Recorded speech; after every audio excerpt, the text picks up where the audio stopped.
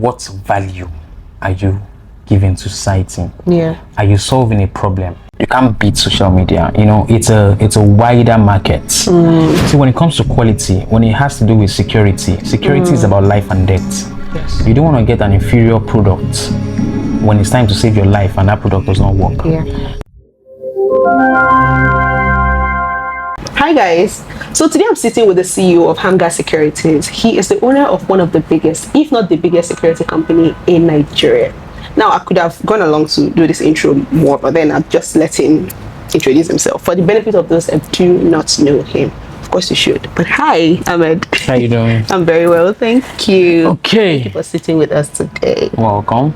So tell us a brief history of how you first started. Coming from someone who has an chemical engineering background, how did you decide to go into becoming a security consultant and ultimately opening or owning a security business in Nigeria? It's been a very difficult road. When I schooled in America, so I studied in America. When I go back to Nigeria, that was when it was so much story about Boko Haram doing this, Boko Haram doing that, kidnapping here, kidnapping there, different kind of insecurity back then. And there was a video I saw that actually touched me then. There was a luxurious bus that was traveling to the north. They stopped the bus on the road and they ordered the passengers to come down and they drove on them. So that was what actually triggered me, because I was now like, okay, what do we do to protect ourselves? I'm a civilian, you are a civilian. How do we protect ourselves? So when we first started the business, a family member came to my house, because me, my own American mentality, I brought in smoke detectors to my house and alarm system for the house. Then a family member came to my house, so I looked on my ceiling and he was like, what is this? So I told him a smoke detector. This was far back as 2011. So he said, I told him it was a smoke detector. He said, what does it do? I said, if there's fire, smoke, it's gonna sense it and start making noise, will alert me and this and that. So he was like, really? I needed to bring some for me. Then I brought in 10. He got it. Then he built an hotel. He told me again to bring in more smoke detectors for him. I brought it. Then he started introducing me to his friends that they should buy smoke alarm from me and this and that. Then later on, they started asking me, okay, what else can they use to protect themselves in case of burglary, many other things. Then I started bringing alarm systems for them. Then we started getting into personal security items. So the first store was at my house.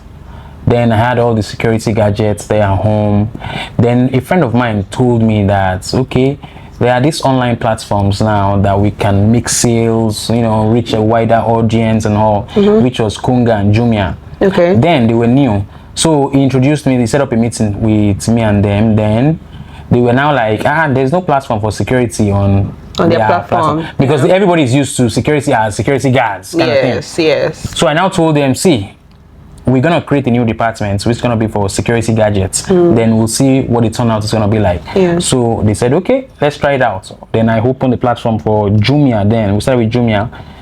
It was when Jumia's sales was moving. That was when Hungar contacted me that, okay, you wanted to come on board. They want me to come on board also. Then we created that same department for Hungar. Then after a while, I pulled out because I now opened a store at Silverbed. Physical store at Silverbed, where customers can walk in and different things. When they saw my branding before I opened, everyone was excited. I would like to see what's gonna happen here. By the time we opened, I didn't, Silverbed I paid for a year. So from Silverbed, I moved to the Palms. We spent how many years? A lot of years at the Palms. We met majority of our clients at ShopRite at the Palms, and that's how the business has been. Yes, then we started our security guard department. Many things like that. Interesting. So as someone who obviously came into Nigeria and you ventured into a business out of compassion, if I must say, from your story of what the situation of the country was at the time, what were the challenges that you faced starting up the business, getting clients, getting accustomed to doing business in Nigeria? Okay, back then, I struggled like every entrepreneur. The number one problem we all have is funding. Capital. So we always think actually capital was going to solve our problem, but that was wrong also. Because the first thing is, what products are you bringing in? Who are you selling it to? If I have money, I'm going to invest money in products right now. I don't have who I'm going to sell to. I mean, so I won't be shouting. Yes. Money, money, money is the problem. The problem will now be clients. Yeah. Then we had Facebook. Facebook was good. When you do sponsored ads, then it converts a whole lot because you're selling something they've not seen before. And it was a tough sell. Security, when it comes to security gadgets, majority of them are not something people have seen before. They are things that you have to explain what it does for someone to know that, oh, that's true, I need this. Yeah. So that was my own challenge because the items needed to be explained by me only. So there's a lot of customer education. Then, yeah, exactly, a lot of customer education. Then you have problems with human resources. Okay. Personnel, employees. You see, the passion you have is not what they have. They are coming to work because of the money. Yeah. But you are doing it because it's your own passion. So no matter how much you train an employee that this is how to do this is how to do that, this is what you're looking for. Yeah. When a client walks into your store, don't worry. When the client says, I just need a camera, a CCTV camera, they give the clients the CCTV camera and they walk out. Yeah. They don't even recommend to the clients other things, or show them around, ask questions, get to know them, get to know what would work for them, what scenario, what do you want to use it for. Training was a very big problem back then also. Okay, so now that you talked about human resources, I'm going to ask you a very general question in regards to you being an employer of labor. What would you say is the rating of the quality of people we have, the quality of young people actually that we have in the labor market, those that are seeking for jobs and those that are employable? What is the rating? What is your experience like being an employer of labor? Okay, so I think that is something that we've not been able to overcome yet. Okay. As of today now, I've done 3 interviews this morning, and to my surprise, I realized that majority of the people that came for interview are just ready to jump from one place to another. Okay. Nobody want to stay. So what they are looking for is, if you're offering to pay 400 or 50 to 500,000 for salary, if another person comes tomorrow, like they just finished, they just accept my own offer today. Yes. Another person comes in tomorrow for 600,000, they abandon it immediately and leave. So I go back to square one, go and re-interview. Then it now becomes a very long process for me because I now have to do proper screening. When you come, my interview process will be longer because I want to know if you are ready to work or you're just ready to get a paycheck. And part of the things I look for is, when people come, is when I see your CV and I see your work experience, and I see that in the past 4 years you've worked in 5 different companies, I wouldn't employ you. Okay. Because I need someone that wants to stay.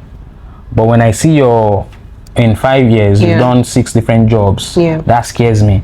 That means mine is just gonna be something you just want to work, just want to use for the moment. Pass by. Yes. So right now, getting good employees is difficult. But why do you think the young people are not willing to stay in jobs as an employer of labor, right? I mean, I could count a number of things that I feel is the problem. But from your perspective, why do you feel that young people are not willing to stay in jobs, provide value, and then move up the ladder from there? Okay, there are a lot of things happening, but what happened today, one of the interviews I did today, the lady had, in 5 years, she has worked in 6 different places.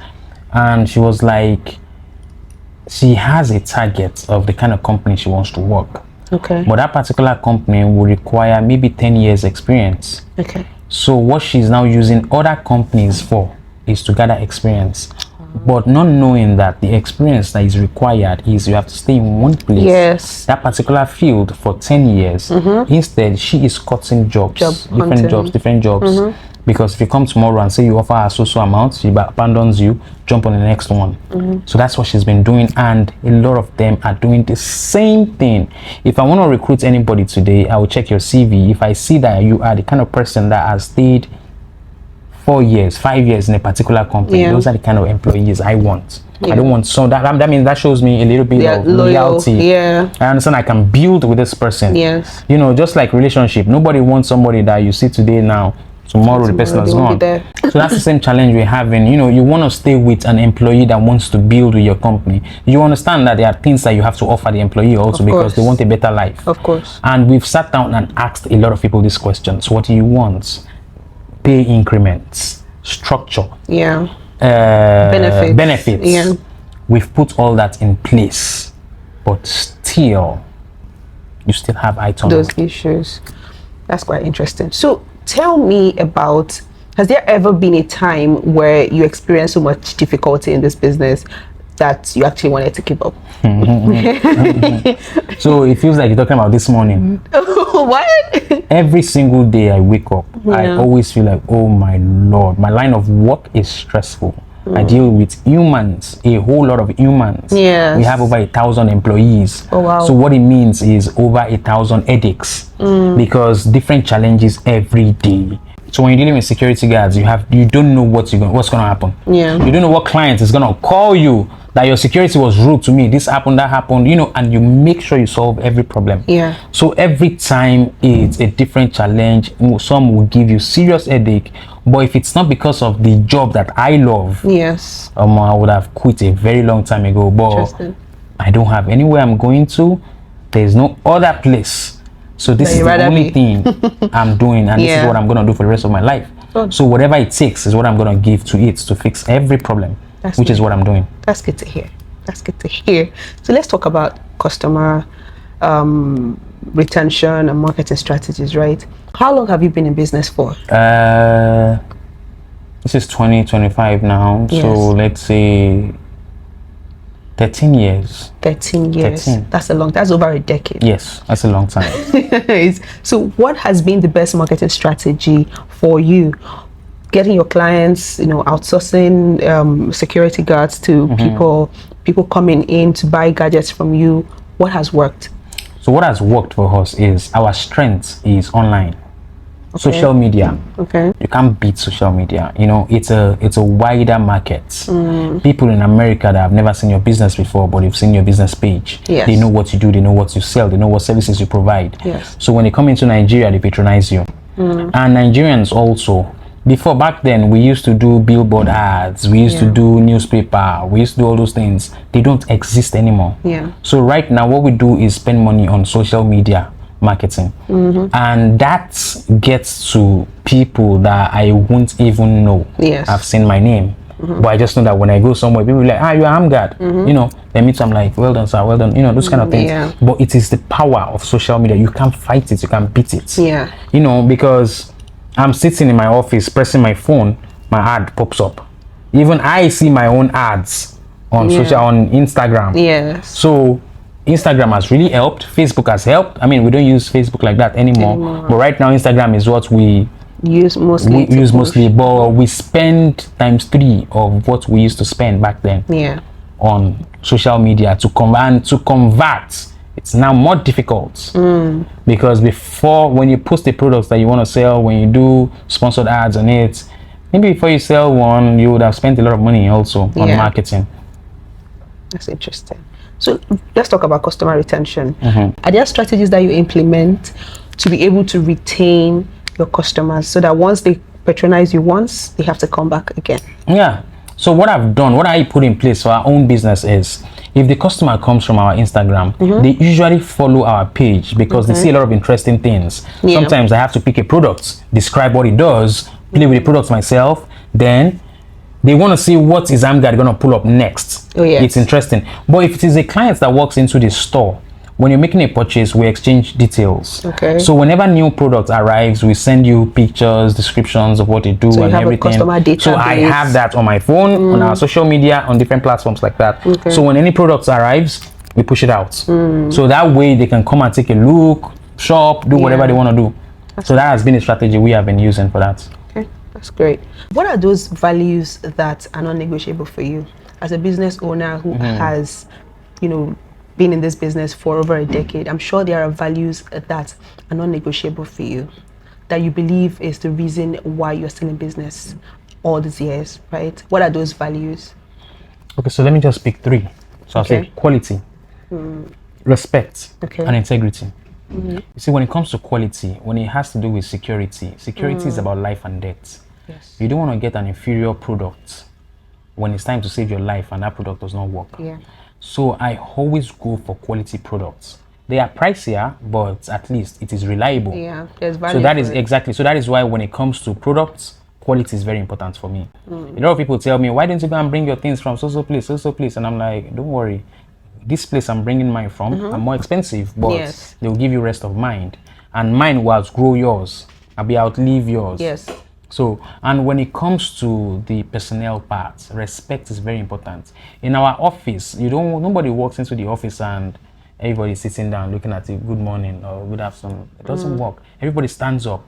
We don't bow, we don't prostrate, we don't do anything. But at least I stand up and greet you. Yeah. If a security guard walks into my office, I won't sit and attend to the security guard. If the security guard is standing, I'm standing. If the security guard is sitting, then I can sit also. Yeah. That is something that we don't joke with, because I always tell them the security guard is the person paying our salary. So if he's standing, and this guy stands on the road most of the time, so if he walks into the office and needs something, he must be attended to immediately. And if you are talking to him, if he's sitting, you can sit. If he's standing, you stand also. So that is how we treat ourselves. And if anybody walks into my office, if you're standing, I'm standing also. That is what we do. And when it comes to integrity, security still has to do with integrity also. You don't want me to be somebody that's not reliable, that will give you one story one after the other, because when issues happen, our integrity is at stake. Yes. So let's talk about negotiations. What is your best negotiation strategy? Because I know you walk into lots of negotiation rooms and tables and to meet your clients and your customers, and you strike these deals on a regular basis. What has been your best negotiation strategy that has worked for you over the years? Okay, so when it comes to negotiation, we have built a platform that will separate us from every other Nigerian businesses. Okay. So one thing about us is we have prices on every single thing. Oh. If you're talking to me about you need supply of so item, you can send any of your staff to our store. The prices are on them. I don't give you price from my head. Prices are on everything. So when it comes to we have fixed prices. So when it comes to security guards also, there's a template, we have price for it. So it's not something like, you can give me this, you can, no, it's not what are you giving me, it's a salary we're paying out. This is how much we're paying out, this is how much it's gonna cost. Then when it comes to goods also, the prices are on the items. We don't let you come and be like, can I pay so? The price is there. If you can afford it, you pick. So that way we cut out a lot of corruption in that process. Okay. Because if you want to buy something, you just say go to HAMGAD, pick this item up, the price is there, we'll send you an invoice. Nobody is arguing with anything.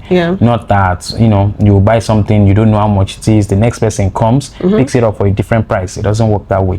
Same price for everybody. We don't profile customers. Well, how important do you think it is for you to put a price to your products beforehand and not give room for negotiation? Do you think, from your experience, that you've lost some customers? I actually get what you're saying. Yes, you see, if you walk into a store and you see price on their items, I'm more comfortable. I can see it. I know how much it costs. Then our Nigerian tradition is for us to price things. Yes, I understand that part. So what I now do is, when a customer is buying a lot of things, we might not be able to reduce the price for you, but I sometimes give items that are more than 20% of what you're buying.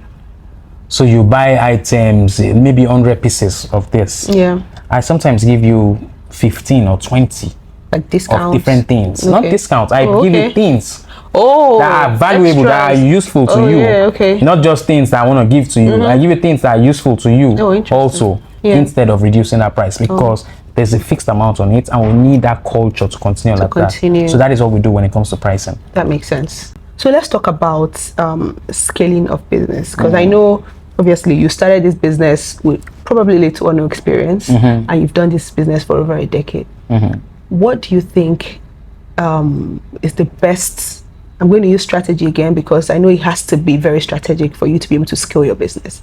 What do you think is the best strategy you've used, that you've implemented to be able to scale your business? And what advice would you give young entrepreneurs, small business owners who are obviously trying to scale their businesses considering all the factors that that are very obvious in Nigeria economy? All the factors are not only obvious in Nigerian economy, it's obvious everywhere in the world. Right. You start a business in America does not mean you're going to be successful. You start a business in Nigeria does not mean you're going to fail. Yes. So things that we have been doing is, when you believe in something for a long time and you know it is something that gives value, people would always come. Yeah. Because when you want to start a business and you think about, okay, I want to sell food, people must eat. So it means one way or the other, your clients will come, as long as your food is good. Yeah. So we, as a security company, we know security is a priority in Nigeria and in everywhere in the world. We know that defense budgets in most countries in the world is always the highest budget, because if you don't safeguard your borders, your house is as good as free for all. Yeah. So we understand that security is a priority. That way, clients would always come for products or services. Yes. As long as we deliver quality service, we would always get more and more referrals. So we have been living on referrals also, because majority of my friends are my clients. They come from, oh, one of my guys said he got this thing from you. Do you have it? You sell to them also. Next thing, they start bringing their friends. From there, we all become buddies. So that is the model we've been using since then. So if I get you correctly, you must add value. Yes. There has to be value in what you have. Yes. That would make people to refer other people. Yes. And that way your business keep growing. Let me explain one value to you. Okay. If I can prevent armed robbers from entering your house, don't you think you will recommend your friends to come to us also to get stuff that will prevent criminals from entering their houses also? Yeah. So we are adding value to the society. So that is why more people will come. So what advice would you give young entrepreneurs, small business owners, or even people that are still trying to start up a business? What advice would you give them on how to break even? Okay, advice I'm gonna give them is advice I never got when I started my own business. It's gonna be, what value are you giving to society? Yeah. Are you solving a problem? What problem are you solving? Whose problem are you solving? If you are solving problem for kids, then you understand your target audience. Yes. It means the parents would follow. The parents will be the ones to patronize you for the children. So as long as you know what you're providing for society, the value you add into society, consistency is very key, because it might be that time that you think you're tired of the business, that the business is actually gonna break even or gonna take you to the next level. So do not ever give up. As long as you're adding value to society, and as long as you're solving a problem. If it is food problem you're solving, continue. One day we'll see value in it, then all of us will rush to you for solutions. So that is my own advice. That's interesting. Thank you so very much for your time, for agreeing to sit with us, for all your practical guide and advice. It has been insightful. So guys, that was a very interesting and insightful conversation. And if you listened as much as I did and paid attention as much as I did, I'm sure you would have learned a lot, because I did. Right? And don't forget, this is how we do it here. We bring you insightful conversations like this, where you can learn practical tips and guides on how to break even, on how to gain your financial empowerment and independence. Right? You guys, don't forget to subscribe to this channel and click on the notification bell so that you know exactly when we post a new video. Right? Until next time, see ya.